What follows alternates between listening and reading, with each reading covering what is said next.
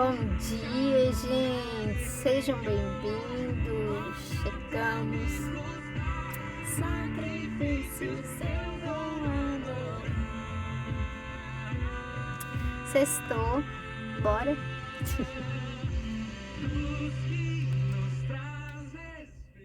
Sei nem quem canta, nem qual o nome, mas muito bonita por sinal. Gente, vamos lá! Estamos no capítulo 17 de Isaías.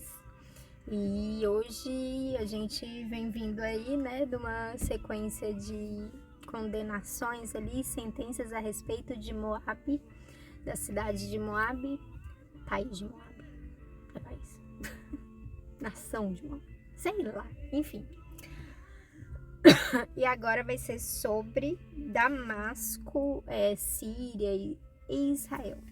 Então, vamos orar e ver como é que o Senhor nos conduz.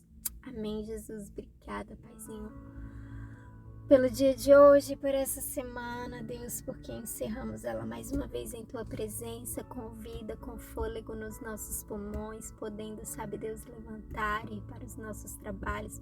Obrigada, Deus, por cada um aqui, Deus, que encontrou provisão nessa semana, sabe, Deus, direção, sabe, Deus, em nome de Jesus, nós te agradecemos e colocamos diante de Ti este final de semana. Nos ajude a continuar Te adorando, estabelecendo o Senhor, Deus, no centro das nossas vidas e das nossas vontades, que o final de semana não seja um tempo, sabe, Deus, de viver como aqueles que só te procuram aos finais de semana ou que te esquecem finais de semana. Mas em nome de Jesus, que continuamos, sabe, Deus, seja no nosso momento de lazer ou numa obrigação que tenhamos para cumprir, que saibamos, Deus, que o Senhor está ali conosco, em nome de Jesus, e que vejamos a Tua bondade, sabe, Deus, que seja um tempo de descanso para a mente, para o corpo de cada um aqui, e aqueles que vão trabalhar, os acompanhe, Senhor. Em nome de Jesus, e esteja proporcionando aí, preparando, Deus, um tempo de qualidade com a sua família, sabe, Deus, com seus amigos, de descanso para os seus corpos. Eu oro e te peço em nome de Jesus. Amém. E que o Senhor nos conduza nessa live de hoje, em nome de Jesus. Amém. Já viu aquele... Tem um meme, que é um cachorrinho. Aí ele, tipo, tá assim... Sei lá, eu nem lembro da carinha dele, mas ele tá tipo assim... Oi, Deus, sou eu de novo. Esqueci de uma coisa.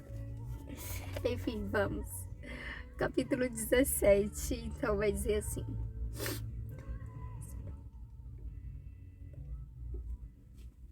Esta é a mensagem contra a Síria. Damasco não será mais uma cidade. Ela vai virar um montão de ruínas. As cidades da Síria ficarão abandonadas para sempre. Os rebanhos irão até lá para descansar, e ninguém os espantará dali. As fortalezas de Israel serão destruídas, e a Síria deixará de ser um reino. Os sírios que não forem mortos serão como o povo de Israel. Eles viverão na miséria. Sou eu, o Senhor Todo-Poderoso, quem está falando. Está chegando o dia em que Israel perderá todo o seu poder e todas as suas riquezas acabarão. Naquele dia o país ficará parecido com um campo, depois que todo o trigo foi colhido, ou como o vale dos gigantes, depois de colhidas todas as espigas. Mais umas poucas pessoas ficarão vivas. E Israel será como uma oliveira depois da colheita. Depois que a oliveira é sacudida, ainda fica 2 ou 3 azeitonas nos galhos mais altos, ou umas 4 ou 5 nos galhos mais baixos. Eu, Senhor, o Deus de Israel, estou falando. Naquele dia, as pessoas olharão para o seu Criador a fim de pedir ajuda. Todos se voltaram para o Santo Deus de Israel. Não confiarão mais nos altares que eles construíram, nem nas imagens que eles mesmos fizeram, nem nos postes da deusa Zerá, nem nos altares de queimar incenso. Naquele dia, cidades protegidas por muralhas ficaram desertas, como as cidades que os heveus e os amorreus abandonaram quando os israelitas invadiram a sua terra. Tudo será arrasado. Povo de Israel, vocês esqueceram o seu Deus que os salvou e não lembram mais do seu forte protetor. Vocês plantam jardins sagrados em honra dos deuses pagãos. Mas, ainda que as plantas desses jardins brotem e floresçam no mesmo dia em que forem plantadas, ainda assim não haverá colheitas nos campos, quando chegar o dia de sofrimento e de dor sem cura. Escutem o barulho de muitas nações que se agitam e se revoltam. Parece o rugido do mar, parece o estrondo de ondas violentas. Os povos rugem como o mar, mas Deus os repreenderá e eles fugirão. Serão como a palha que o vento leva pelos montes ou como o pó que a ventania espalha. Ao pôr do sol metem medo, mas de manhã já não existem mais. É isso que vai acontecer com os nossos inimigos, que arrasam a nossa terra e levam embora todos os nossos bens. Bora. Então,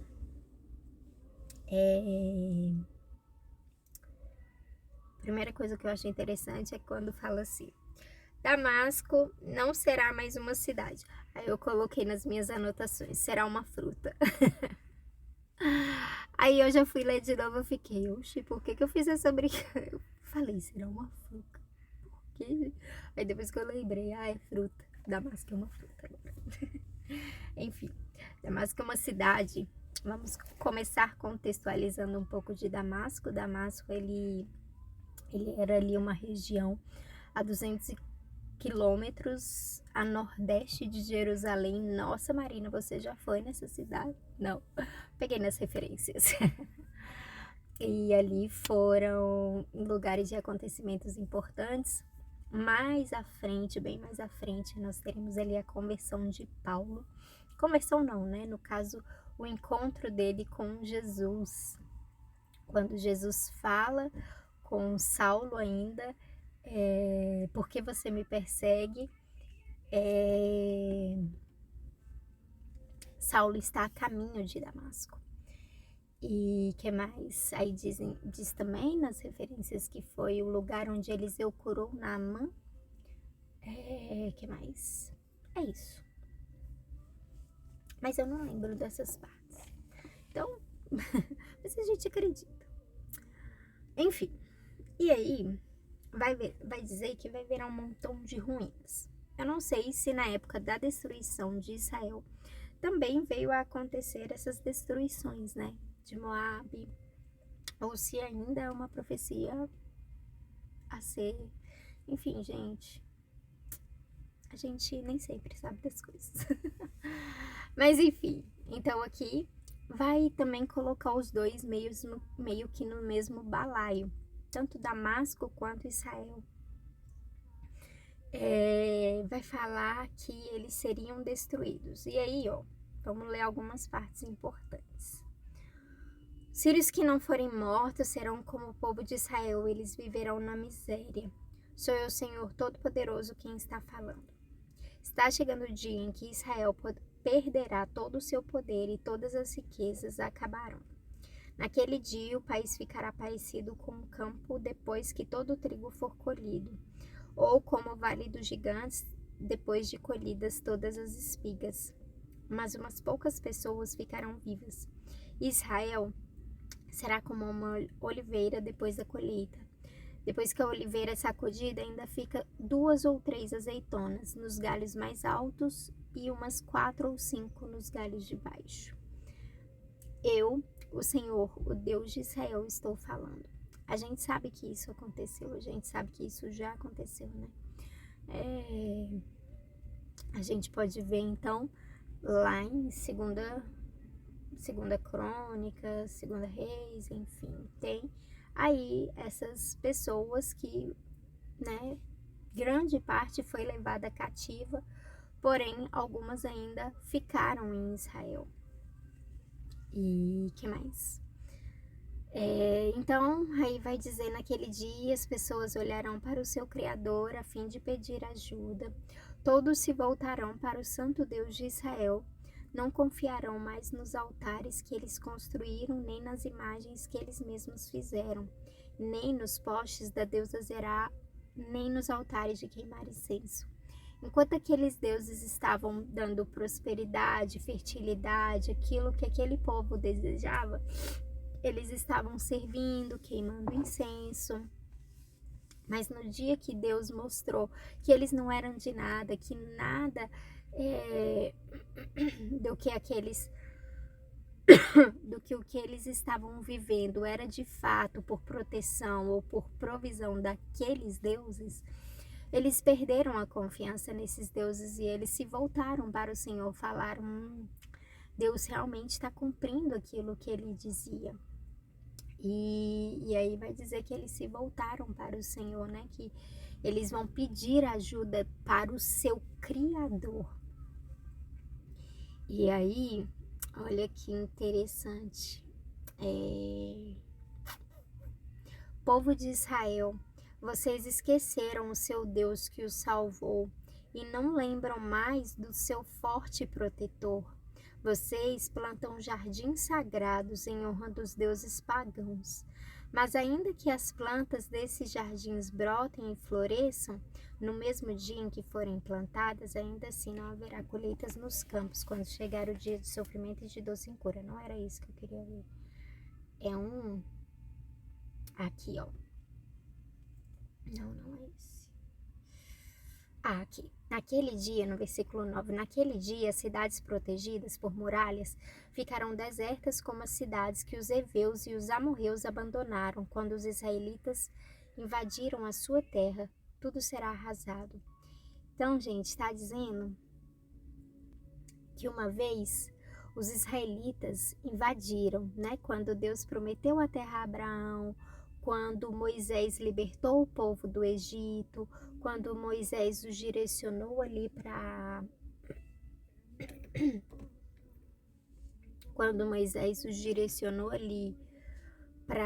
a terra prometida, quando aqueles homens foram avistar a terra e não, né, falar, não, gente, melhor a gente não se meter. Mas aí depois toda aquela geração morreu e o Senhor levantou Josué ali para os direcionar. E quando eles entraram naquela terra, vai dizer, eles fizeram isso com os amorreus e com os heveus, né? Então eles, naquele dia, cidades protegidas por muralhas, aquelas cidades eram fortes, tinham gigantes, eram, sabe, talvez aquelas pessoas dali daquela terra nunca imaginassem que aquilo poderia acontecer, mas os israelitas conseguiram por meio da palavra e da promessa do Senhor.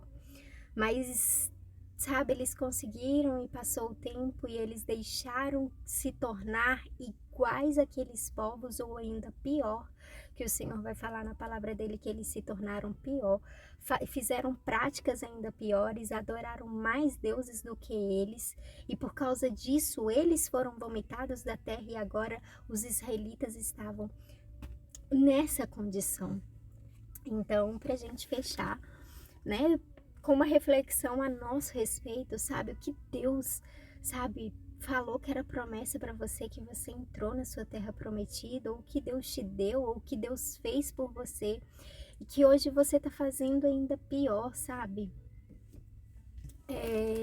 Talvez esteja no início, você ainda servia a Deus, você voltava todos os dias na casa dele para agradecê-lo, para engrandecê-lo. Mas hoje você se esqueceu do Senhor, aquela bênção que você adquiriu se tornou uma coisa rotineira. Gente, todos os dias que eu chego no meu trabalho, eu agradeço a Deus, sabe? Eu tô cansada, eu tô exausta, eu tô morta. Eu, sabe, sinto que eu poderia estar ganhando muito mais, mas, cara, isso daqui foi, tipo, impressionante pra mim. Sabe, Deus me colocar num lugar como esse, sabe, todos os dias, sério, eu tô aqui olhando para a placa dele e eu falo, eu não deixo de honrar o Senhor aqui, eu não deixo de falar do nome dele aqui, eu não deixo de virar para as pessoas que chegam até mim e falam, do nada falam, tô passando por um problema, eu não deixo de falar, cara, quer oração? Quer orar comigo? Posso orar por você? Posso te ajudar? Deixa eu te falar, existe um Deus, sabe? Eu não deixo de fazer a minha parte em relação a, sabe? Ontem eu ouvi uma coisa de um carinha que me tocou bastante. Ele falou assim: Deus não dá o frio maior do que o cobertor. Não, Deus não dá o frio que Deus não dá o frio para a pessoa que não. Enfim, eu não vou falar sobre isso, porque meu tempo tá esgotando. Mas ele virou e falou assim: tinha 10 pessoas nessa sala, essas 10 pessoas não fazem o que a Marina faz muitas vezes. Eu olho aqui e eu falo, cara, eu vou fazer. Essa é a minha missão. Eu sou grata por estar aqui. Sabe, eu vou honrar o nome do Senhor Jesus que eu carrego. E é isso, meu tempo se esgotou. Bom final de semana. Deus abençoe.